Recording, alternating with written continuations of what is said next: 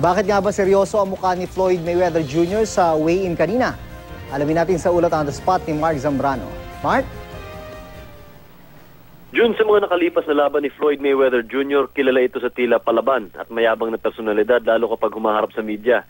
Pero kanina sa official weigh-in kung saan tumimbang si Pretty Boy ng 146 pounds, nanatili ang katahimikan ni Mayweather.